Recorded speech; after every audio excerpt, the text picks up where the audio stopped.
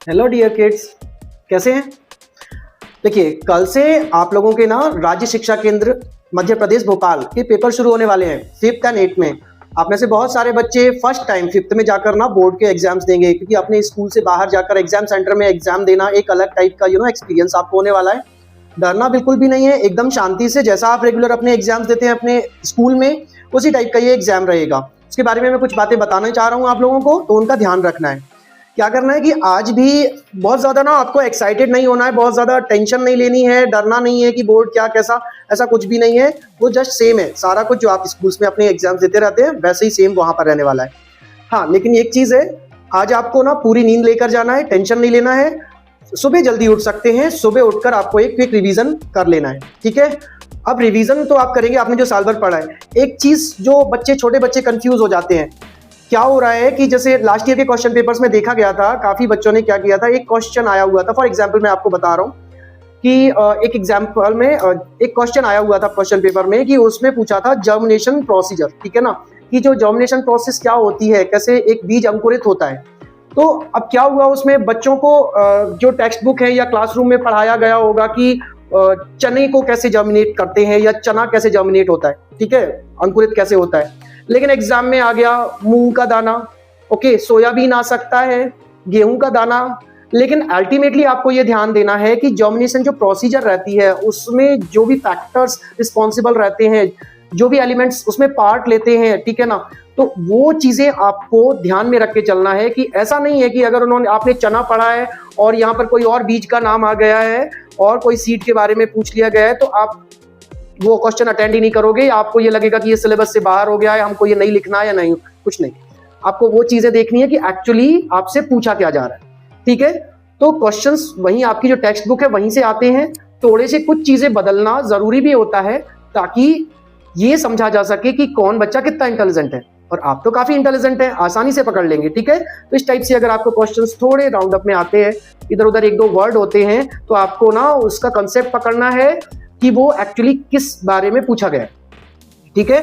तो इस तरीके से भी आपको तैयारियां करनी है। ऐसे हर एक टॉपिक में, हर एक सब्जेक्ट्स में कुछ चीजें हो सकता है इधर उधर से आ सकती है, तो आपको वो कॉन्सेप्ट समझकर, उस टॉपिक को समझकर उसका आंसर लिखना है। क्लियर है? तो जब आप रिवीजन करेंगे तो इन सब चीजों पर ध्यान देना है।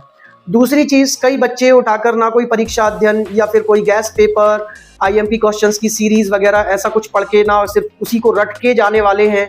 तो प्लीज ऐसा मत कीजिए, क्योंकि ऐसा नॉर्मली नहीं होता। ये एक इत्तेफाक हो सकता है कि उनमें से कुछ क्वेश्चंस आ गए, नहीं तो अल्टीमेटली आपको कंसेप्ट क्लियर करना चाहिए। आपके जो टेक्स्ट बुक्स रहती हैं 5th और 8th में, खासकर NCERTs हैं, उनमें अगर आप देखेंगे ना, तो जो आपका टाइटल ही है चैप्टर का, वहीं से ही पूरी कहानी बयां हो जाती है कि ये किस बारे में है और आपको इससे क्या सीखना है। अल्टीमेटली ऑब्जेक्टिव्स भी वहां रहते हैं, तो उन ऑब्जेक्ट्स को आराम से पढ़िए और उन्हीं के थ्रू आपको आगे बढ़ना है।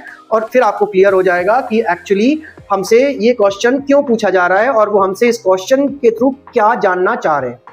क्लियर है? ऐसा आप रिवीजन करेंगे। इसके बाद आपको क्या करना है कि लगभग 12 बजे तक आपको अच्छे से तैयार हो जाना है, अपने ईश्वर को नमन करना है, जो भी आप पूजन वगैरह करते हैं वो सब डन कर लेना है।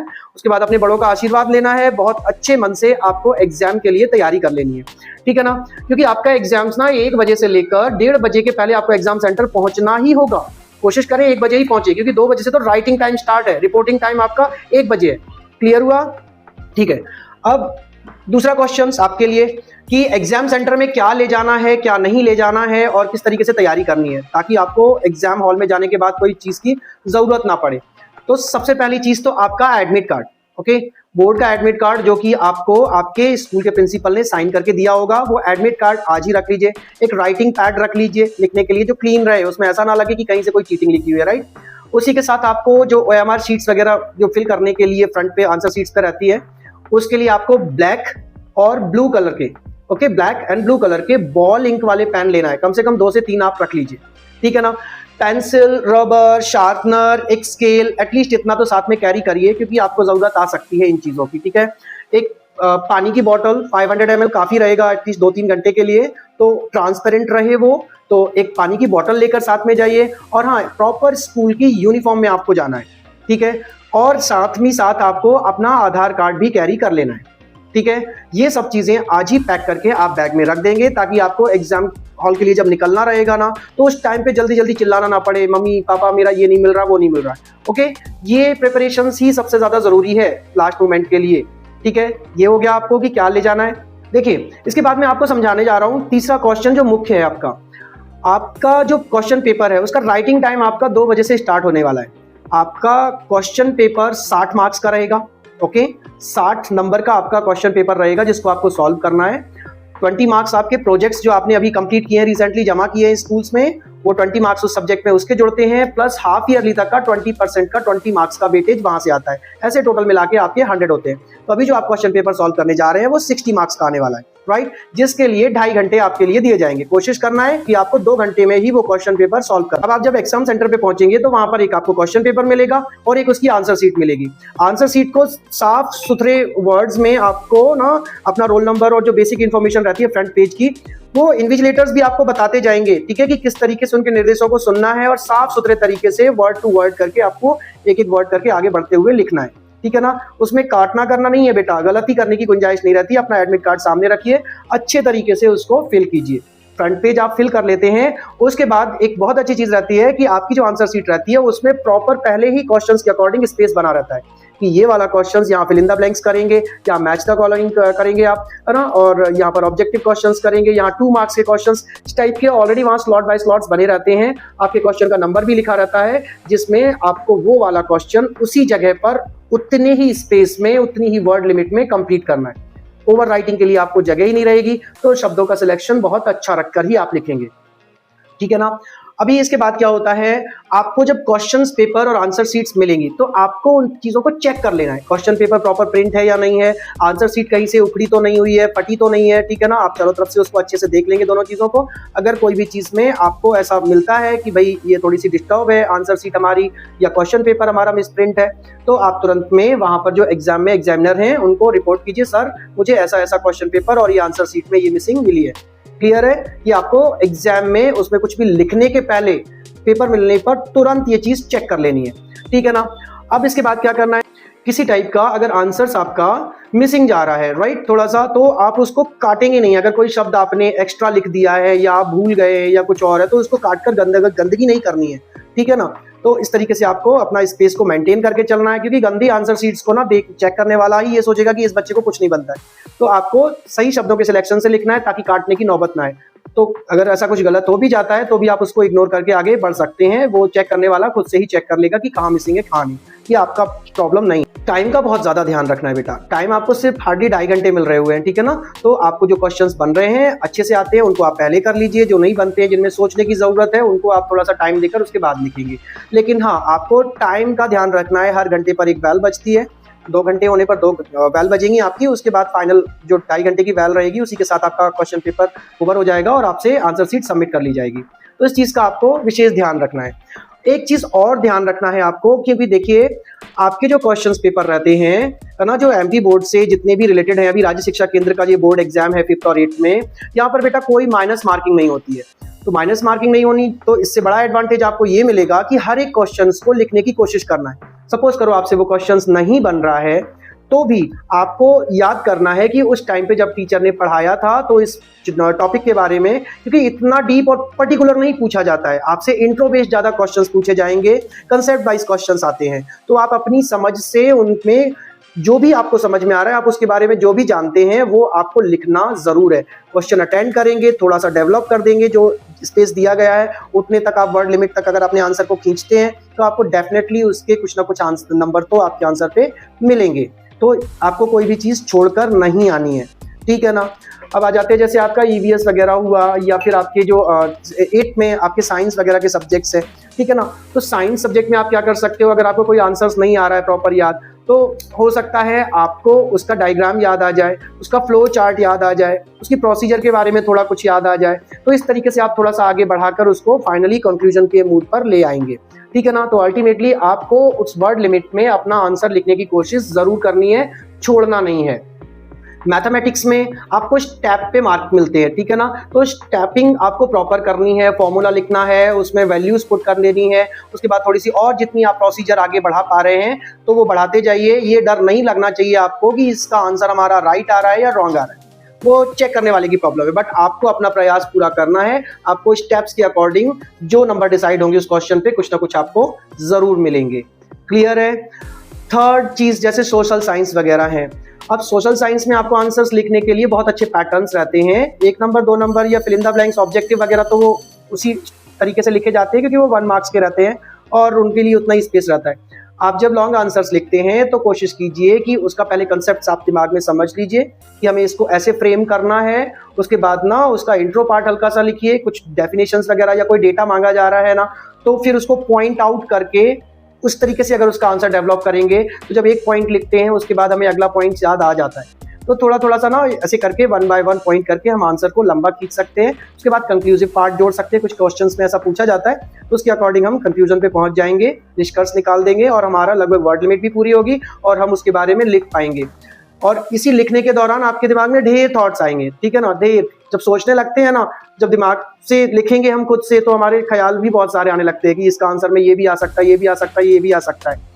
लेकिन हमको कोशिश करना है कि जो क्वेश्चन है ना उसको ध्यान में रखकर हमारे शब्दों को सिलेक्ट करना है और आगे बढ़ाते जाना है, ताकि ना कोर कंसेप्ट उसका जो है उसमें जो पूछा जा रहा है सेंस वो हम हमारे तरफ से राइट ऑफ कर सके। क्लियर है। इस तरीके से आपको ऐसे लिखना है। हिंदी इंग्लिश में क्या करेंगे बेटा, देखो हिंदी इंग्लिश ये लैंग्वेज बेस्ड आंसर्स होते हैं इनके, तो इनमें तो ग्रामर का भी ध्यान रखना है आपको कि कहाँ जैसे हिंदी में पूर्ण विराम लगना है, कहाँ अल्प विराम लगना है, ये सब चीजें भी आपको ध्यान में रख के चलना है। जैसे लेटर्स एप्लीकेशंस वगैरह आते हैं, हिंदी में निबंध आते हैं संस्कृत में, तो इनका क्या होता है एक प्रॉपर फॉर्मेट रहता है, ठीक है ना, कि किस तरीके से हमें इंट्रो करना है, फिर किस तरीके से आगे बढ़ते जाना है, उसको कैसे डिस्क्राइब करना है, फिर अल्टीमेटली कंक्लूजन तो उसमें निकलता है। तो ये एक फ्रेम, उसका एक स्ट्रक्चर समझ लीजिए। लेटर्स का भी एक प्रॉपर फॉर्मल लेटर लिखने का भी एक तरीका होता है, ठीक है ना, वो भी आपको समझना है कि हमें किस तरीके से किस स्ट्रक्चर में लिखना है। अगर एप्लीकेशंस आती हैं उनका भी एक स्ट्रक्चर रहता है कि कहाँ पर क्या लिखाएगा, कहाँ से शुरुआत करनी है और आपको अपने जो हस्ताक्षर है कहाँ साइन करना है आपको। तो ये सब चीज़ें आपको उसमें से पढ़नी है। हो सकता है आपने कुछ रट भी ली है ना और वहाँ कुछ दूसरे टाइप की एप्लीकेशन आती है, तो आपको ये समझना है कि वहाँ पर एप्लीकेशन है, लेटर है या फिर वो ऐसे है। तीनों चीजों को लिखने के फॉर्मेट अलग होते हैं, तो वो फॉर्मेट आपको अच्छे से समझ कर जाना है। वहां पर तो आपको जाकर फिर वर्ड फिलिंग करनी है, सिंपल। ये एक पजल गेम जैसा रहता है, ठीक है। ऐसे ही अनसीन पैसेजेस वगैरह आपके आते हैं तो उसमें तो और भी मजेदार रहता है। एक सबसे बड़ी बात मैं आपको बता दूं, कुछ क्वेश्चंस ऐसे आते हैं जो आपने नहीं पढ़े ना तो किसी ने भी नहीं पढ़े। कितना बड़ा एमपी है हमारा, वहां पर कितने सारे बच्चे हैं, आप देखिए पूरे जिले में, हर जिले में ढेर सारे स्कूल्स हैं, government, private, English medium, Hindi medium, ठीक है ना, सब प्रकार के स्कूल्स। तो वो जो क्वेश्चन पेपर है वो तो सभी के लिए एक जैसा है ना, तो इसमें डरने की क्या बात है। अगर आपने पूरी बुक की तैयारी भी की है लेकिन वो क्वेश्चन वहां नहीं मिला है आपको कहीं भी, तो ये भी तो सोचना है कि वो किसी ने भी नहीं पढ़ा होगा, वो तो नया है, तो इसमें टेंशन लेने की जरूरत नहीं है। ये आपके लिए गेम है, जैसे गेम में ना सबके लिए ओपन रहता है ना, अभी सब लोग पार्टिसिपेट करेंगे और अपनी अपनी तरीके से दौड़ेंगे, या कोई रनिंग का या कोई एथलेटिक्स आप लेते, तो वही यहाँ पर है बेटा। अगर कोई ऐसा क्वेश्चन आता है जो बिल्कुल नया है तो वो तो आपके लिए अपॉर्चुनिटी है, क्योंकि वो कितना भी बड़ा टॉपर क्यों ना हो, उसने भी वो नहीं पढ़ा है, उसके लिए भी वो नया है। तो अब ये बात आती है कि आप कितना अच्छा सोचकर लिख पाते हैं और वो भी वैसे ही अपने दिमाग से सोचकर लिखेगा, ठीक है। तो इन ऐसे क्वेश्चन से डरना नहीं है, बहुत अच्छे से अटेंड कीजिए और अपना बेस्ट दीजिए। वे ऑफ प्रेजेंटेशन आपका बहुत अच्छा रहना चाहिए, साफ सुथरा, neat and clean, word to word, जो जैसे लिखना रहता है वैसे लिखिए। आपके टीचर्स ने जरूर अच्छे से तैयारियां करवाई होंगी, तो बिना स्ट्रेस लिए, और जो पानी की बोतल है ना उसका भी यूज करिए कि जब भी ऐसा लगे थोड़ा सा कि इसका आंसर क्या होगा, ये नया आ गया क्वेश्चन, मैं इसको कैसे अटेंड कर पाऊंगा, थोड़ा सा पानी पीजिए, है ना। फिर उस क्वेश्चन को 2-3 बार पढ़िए, आपको अपने आप से समझ में आने लगेगा कि ये किस यूनिट से बिलोंग कर रहा है और हमें उस यूनिट में हमने क्या पढ़ा था, हमारे टीचर ने क्या समझाया था, वैसे तरीके से उसका आंसर स्टेप बाय स्टेप लिखना शुरू कर दीजिए, ठीक है। तो ये कुछ बेसिक सी चीजें हैं, है ना, इन चीजों को अच्छे से ध्यान रखिए। और मैं आपको फिर से वही बात दोहराऊंगा कि बेटा ये बोर्ड्स के एग्जाम्स रहते हैं, आप अगर एक्सपेक्ट कर रहे हो कि आपने ये टेक्स्ट बुक में या आपकी कोई गाइड है उसमें आपने ये वाला क्वेश्चन पढ़ा है, सेम टू सेम प्रिंट होकर आएगा, सेम टू सेम, तो ये हम उसका आंसर लिखेंगे, तो ऐसा नहीं करना है।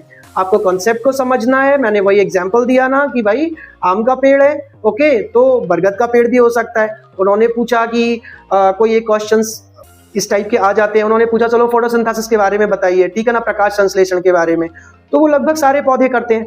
तो उस प्रक्रिया को आप समझिए कि उसमें क्या होता है, ठीक है ना। ऑक्सीजन प्रोड्यूस हो रही है, कार्बन डाइऑक्साइड ली जा रही हुई है, सनलाइट का यूज हो रहा है, उसमें वाटर का यूज हो रहा है, ठीक है ना, और क्लोरोफिल पत्तियों का विशेष। तो ये चीजें इंपॉर्टेंट रहेंगी, ये नहीं इंपॉर्टेंट रहेगा कि कौन सा पेड़ है। क्लियर है ना। अभी उस पेड़ को भूल जाइए, एक्चुअली वो प्रोसीजर जानना चाहते हैं कि आप उस प्रक्रिया के बारे में कितना समझते हैं, उस कॉन्सेप्ट को कितना अच्छे से समझते हैं। तो आई होप आप मेरा मैसेज बहुत अच्छे से समझ पाए होंगे, ठीक है। तो डरना बिल्कुल भी नहीं है। Best of luck for tomorrow exam. और भी कोई दिक्कत आती है तो आप डेफिनेटली हमारे टीचर से भी डिस्कस कर सकते हैं। ओके, तो बहुत अच्छे से तैयार होकर जाइए। हमें पता है आपने बहुत अच्छे से पढ़ाई की है, बिल्कुल डरना भी नहीं है, स्ट्रेस नहीं लेना है कि किसी वजह से अगर फिर भी आपका कोई इशू रहा हो, कोई रीजन रहा हो जिसकी वजह से आपका एग्जाम अगर डिस्टर्ब भी हो जाता है, ठीक है, किसी भी वजह से अगर आपका क्वेश्चन पेपर अच्छा नहीं जा रहा है एग्जाम उस पर्टिकुलर पेपर, तो भी डरना नहीं है, क्योंकि 1 से 2 महीने बाद सेकंड आपको फिर से चांस मिलने वाला है जिसमें आप अपीयर हो जाएंगे और आपका एग्जाम क्रॉस हो जाएगा, आप अगली कक्षा में बिल्कुल पहुंचेंगे। तो डरना नहीं है बेटा। ओके, ये आपकी लाइफ का 5th क्लास के बच्चों, ये आपकी लाइफ का फर्स्ट बोर्ड एग्जाम है। तो बेस्ट ऑफ लक स्पेशली आपके लिए। काफी एक्साइटेड भी रहेंगे आप, तो इस एक्साइटमेंट को ना हंसी खुशी से अच्छे से तैयारी करके जाइए। इसको स्ट्रेस नहीं बनने दीजिए, इसको एंजॉय कीजिए। इस फीलिंग को थोड़ा सा ना वो गुदगुदी टाइप की लग रही होगी पेट में, है ना, कि कल एग्जाम है क्या होगा, उसको एंजॉय कीजिए। ये फीलिंग आपकी ना बार बार नहीं आने वाली है, ठीक है। जब भी ऐसे एग्जाम्स पढ़ते हैं, कभी ऐसा मौका आता है, तब ये फीलिंग ना बहुत एक्साइटेड कर देती है हमें। कई बार इसी की वजह से नींद नहीं आती है। तो ये अच्छा है, इसको होने दीजिए, कोई इशू नहीं, बट टेंशन मत लीजिए, अपनी हेल्थ का भी ध्यान रखिए और कूल डाउन, दिमाग से ना बिल्कुल टेंशन फ्री। आपने अच्छा किया है और आप डेफिनेटली बहुत अच्छा एग्जाम में करके भी आएंगे। Okay, thank you and best of luck, bye.